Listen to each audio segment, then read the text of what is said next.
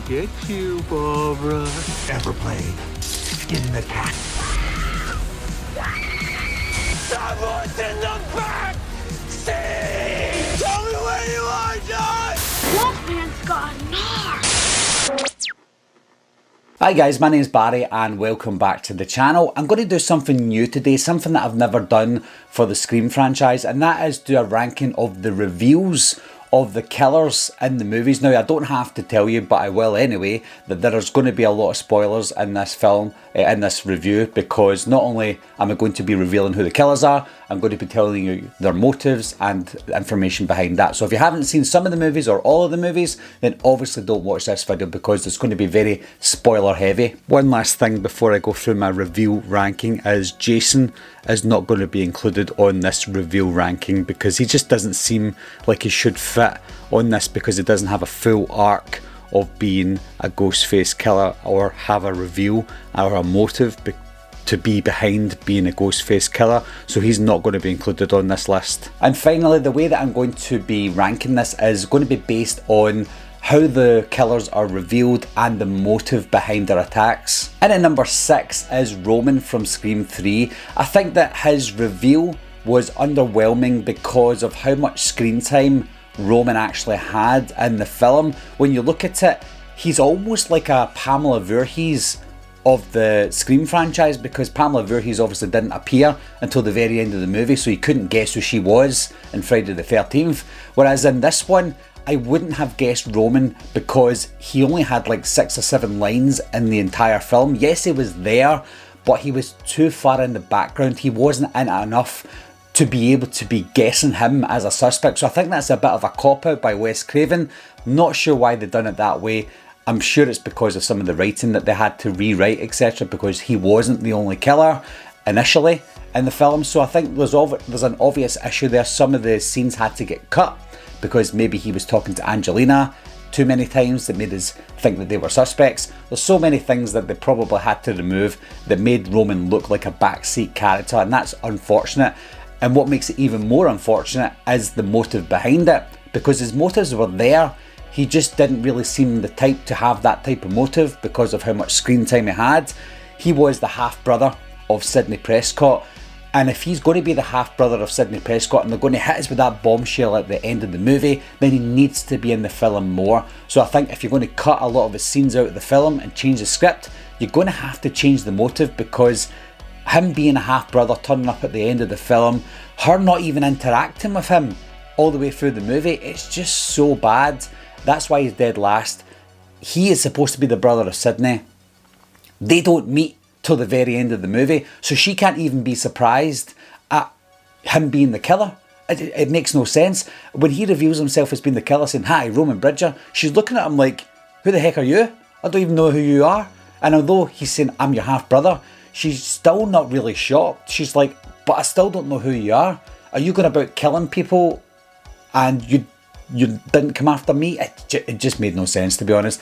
Roman was an okay killer, but at the same time, the motives and the reveal behind it, they weren't great, and that's why he's dead last. And at number 5 is Bailey, Quinn and Ethan from Scream 6. Now, they do similar things to other characters and other reveals that are higher up on the list, but I think the reason why they're lower down is because they're basically a carbon copy of certain people, which I won't mention yet, that they have the similar reasons for what they're doing and why they did it.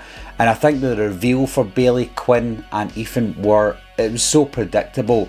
Seeing Bailey all the way through the movie pretending to cry, etc., I was like, he's obviously one of the killers. When I saw Quinn supposedly got her throat slit, I thought, okay, maybe she did die, but she's been sacrificed by her dad. So I still thought her dad was a killer, whether she died or not. But at the beginning of the movie, when Quinn did say, "Oh, my dad moved to New York City police, he transferred there to look after me, and I've got a dead brother," I thought, right, okay, you're the killer as well. So I think there was no secrecy and no surprise or shock when they were revealed to be the killers. And then when it comes to Ethan, he was probably the most surprising one, but because Mindy kept on yapping on about him being the killer, "You're the killer, oh wait a minute, you're not the killer, how could I get that wrong?" I thought, okay, they've made Mindy this superior Randy. She's never wrong, so it means that Ethan is actually the killer. So there was no surprise, and it's a shame because they seemed like okay characters until the reveal, but when they became the killers, it just all went downhill from there. And the motive behind it was so far-fetched, it was unbelievable. And even for a horror movie that you're supposed to suspend disbelief, them being related to Richie, Richie being their brother and Bailey being Richie's dad, it was just too far-fetched, because you've even got Kirby, who is an FBI agent who's been investigating Ghostface for years. She didn't know that Bailey's son was Richie. It's not like they were able to change their names before it all happened, because Richie was just a normal kid before it all happened. So I'm sure there would have been a trace of Bailey and Richie and Ethan and Quinn all being related to each other. So that is obviously a plot hole, and I know that a lot of people would accept that because it is a horror movie, but those are the types of plot holes that kind of need to be filled in a movie that's supposed to be smart. And at number 4 is Mickey and Mrs. Loomis from Scream 2. Now, the reveal was actually decent, and their motives behind, well, at least Mrs. Loomis's motive behind it was obviously decent. But when it comes to Mickey meeting Mrs. Loomis on a message board or an online message board back in 1997, yes, it happened, but it was a little bit thin in terms of creativity behind it, especially with Scream 1, and I think that's the issue that I had with Scream 2, was it's coming off the back of Scream 1, and I feel sorry for Scream 2 because it is the punching bag for the series when you think of things that maybe have went wrong in the series, because it is the first sequel in the franchise. But at the same time, I still liked the reveal. I liked the motive behind it because one of the killers was related to Billy Loomis, and we all love Billy and Stu, so having someone related to Billy as being the killer makes a lot of sense. She's almost like the Pamela Voorhees, but you do have that issue with Mrs. Loomis, aka Debbie Salt, where she doesn't have a lot of lines in the film. She doesn't have a lot of screen time. She certainly has more screen time and more lines than Roman did, which is why he's last.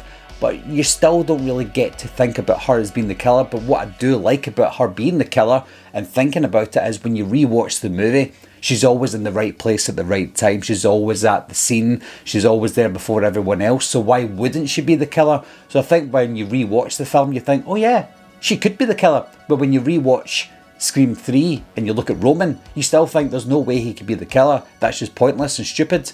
But yes, you can understand that her being the killer makes sense, obviously with her motives as well. I think, even though I like Mickey more than Mrs. Loomis, I think he was the lesser reason for being a killer than Mrs. Loomis. But at the same time, both of them bounced off each other really well, and with the reveal, I think it was pretty fantastic, to be honest. And at number 3 is Richie and Amber from Scream 5. Now, I didn't think this was going to be as high on the list as it was, but when I was ranking them, do you know, the reveal was a decent enough reveal. I think even though I suspected Amber, I started to suspect that it wasn't her because she was always with Tara when something was happening. So I think it was quite of a shock reveal, to be honest. I couldn't really guess that it was going to be both of them put together. And then when it turned out it was Richie and Amber, I thought, okay, that was decent, to be honest. I wasn't expecting it to be Richie. I kind of thought Amber, but the both of them together, I just thought no chance. So yeah, I think it was good because they had that good back and forward banter at the start of the film when she was calling him Netflix, because that was his reason for not being in a place where someone's attacked, and he was blaming her as well. He's saying, look, you're probably the killer. So I think they bounced off each other quite well when you rewatch the film with the interactions. They did have a lot of screen time as well, which is good because you want to have a lot of screen time with the killer and not think they're the killer, and that's exactly what happened in Scream 5. With the way it was revealed as well was pretty cool, when Amber pulled out the gun and killed someone. So I think that the reveal was quite of a shock, to be honest. But when you look at the motive behind it, it's a unique motive, but at the same time you feel like you've seen it time and time again. I can understand the reasons, well obviously I wouldn't do it, but I can understand their reasons behind wanting to do it. They want someone to make a really good stab movie based off real events instead of going wayward into space, etc. So I think as unrealistic as it is realistic in the Scream world. So the motive was fun and cheesy, but it worked because of how the characters Amber and Richie were, especially after their reveal. I think Richie was maybe a little bit too comical after the reveal, but at the same time I think the reveal and the motive was good enough for a Scream movie, especially a movie that's set 11 years after the Scream 4, so I think it was a refreshing change and it was decent. And at number 2 is Charlie and Jill from Scream 4. I think what takes this high on the list is because how it was revealed, to be honest. I think most people liked Kirby as a character, and she obviously died in that scene at the time. Obviously she's alive now, but with her saving Charlie and then him stabbing her, I was quite shocked, to be honest. I didn't expect the killer to be Charlie. I didn't even expect the killer to be Jill either. So I think when it came to guessing who the killers were, I think Scream 4 was definitely the hardest to guess who the killers were because of how they interacted. Obviously Jill's relationship to Sydney being related to Sidney Prescott, I thought there's no way she could be the killer.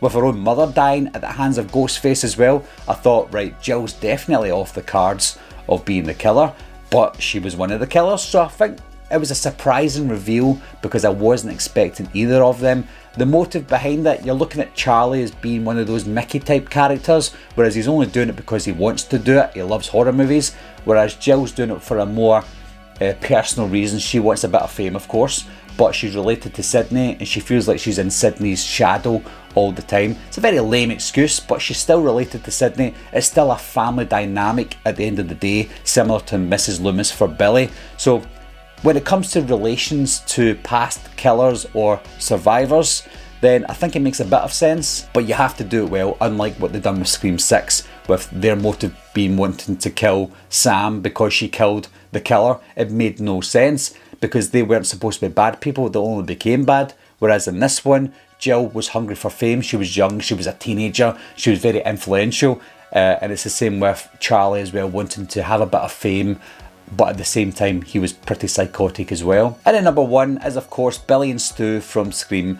We didn't know what to expect from Scream, we didn't know the rules of the Scream movies, never mind general horror movies, and I think they've done it perfectly with Billy because we suspected Billy straight from the beginning. They made it too obvious that it was going to be Billy to the point where we thought it can't be Billy, it's too obvious that it's Billy, and he always had an alibi. And we thought, okay, maybe it's not him, and then we thought it was him again, and then we didn't. And then when he got killed by Ghostface, we thought, right, okay, it's obviously not Billy. I can't believe I thought it was Billy all the way through the movie. And then when that twist came where it was just corn syrup, and then he shot Randy, I'm like, why is he shooting Randy? Even when I first saw the movie, I'm like, why is he shooting Randy? Randy's not the killer. Why does he think Randy's the killer? But then when he starts licking his fingers, I thought, no way, Billy's the killer? I was like, oh my god. Now, at this moment in time, we didn't know there were 2 killers because the movie was set up in a way where there was only one person that could be involved with each kill. So we never suspected there was 2 killers. There's no reason to suspect there to be 2 killers. So when Stu came in and he's like looking at everywhere, I'm like, he doesn't look that shocked. And then when he pulled up the voice changer saying surprise Sydney, I was like, there's 2 killers. Now remember guys, I was about 13 at the time when I first watched this movie, so I was shocked and amazed by everything that I saw. But seeing that movie at 13 years old and finding out that Billy and Stu were the killers all the way through this movie and there were 2 killers, I was just blown away.